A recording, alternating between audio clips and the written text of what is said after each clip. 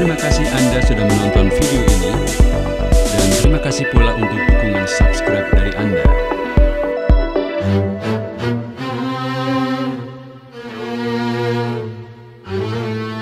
Assalamualaikum warahmatullahi wabarakatuh. Sahabat, mungkin dari kita sudah banyak yang mengenal seorang kiai karismatik asal Rembang, Jawa Tengah yang bernama Kiai Haji Ahmad Mustofa Bisri atau yang akrab dipanggil Gus Mus.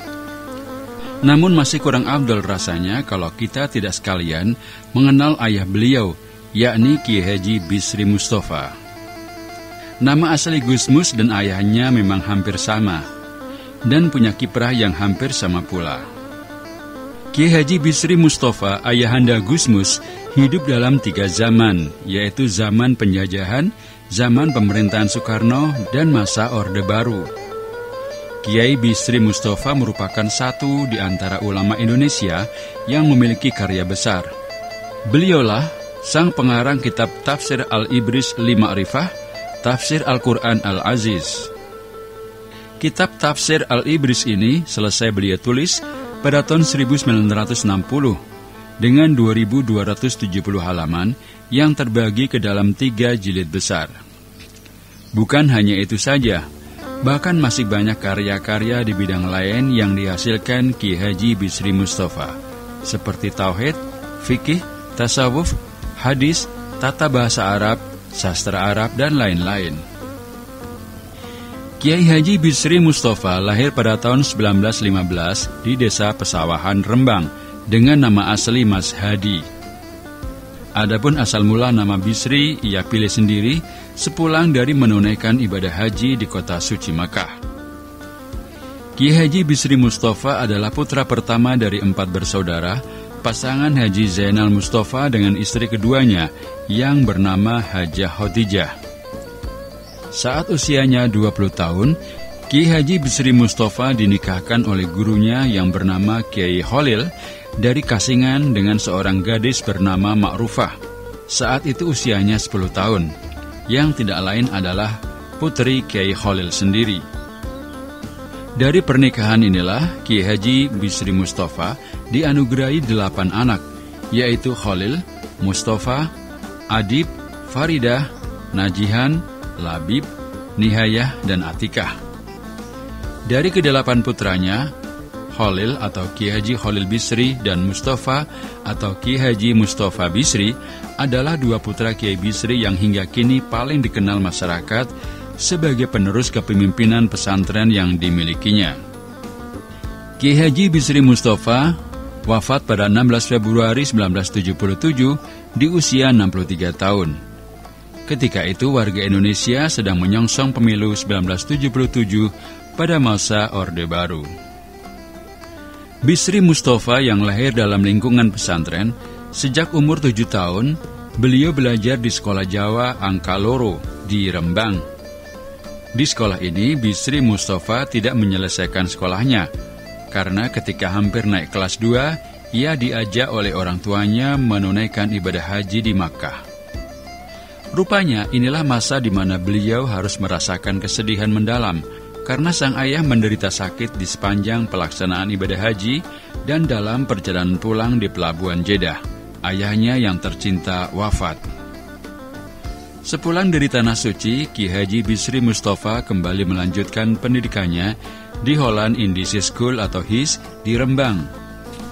Tak lama kemudian ia dipaksa keluar oleh Kiai Khalil atau guru di pondoknya dengan alasan sekolah itu milik Belanda.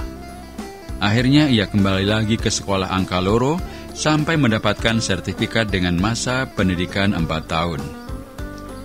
Pada usia 10 tahun, tepatnya pada tahun 1925, Kiai Haji Bisri Mustofa melanjutkan pendidikannya ke pesantren Kajian Rembang. Kemudian pada tahun 1930, ia melanjutkan belajar di pesantren Kasingan pimpinan Kiai Khalil. 1 tahun setelah dinikahkan oleh Kiai Khalil dengan putrinya yang bernama Marfu'ah itu, Kiai Bisri Mustofa berangkat haji lagi ke Makkah bersama-sama dengan beberapa anggota keluarga dari Rembang.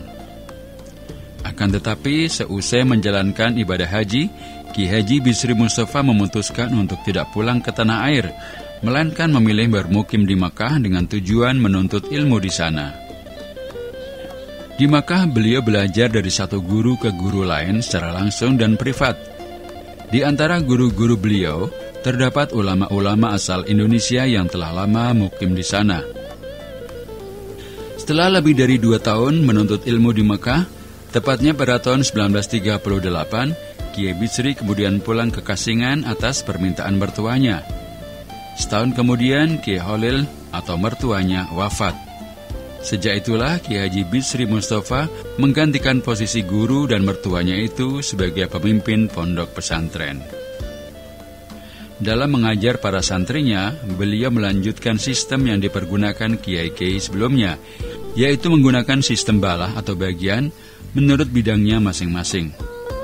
Beberapa kitab yang diajarkan langsung kepada santrinya seperti Sahih Bukhari, Sahih Muslim, Alfiyah Ibnu Malik, Fathul Mu'in, Jam'ul Jawami, Tafsir Al-Quran, Jurumiyah, Matan Imriti, Nadham Maksud, Uqudil Juman, dan lain-lain.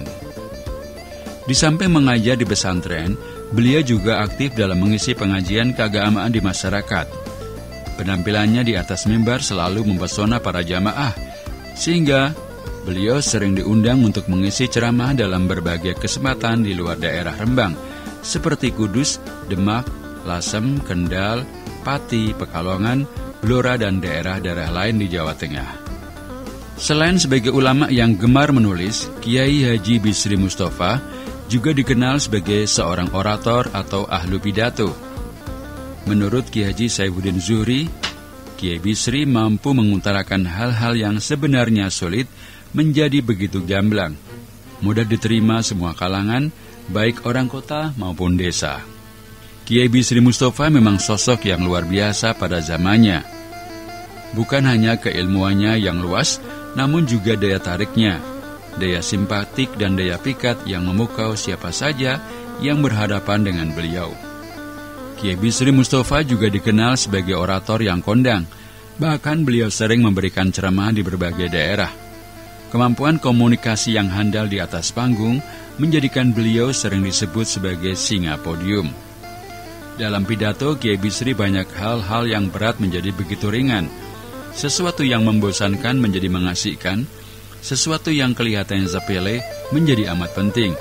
Berbagai kritiknya sangat tajam, meluncur begitu saja dengan lancar dan menyegarkan, serta pihak yang terkena kritik tidak marah karena disampaikan secara sopan dan menyenangkan.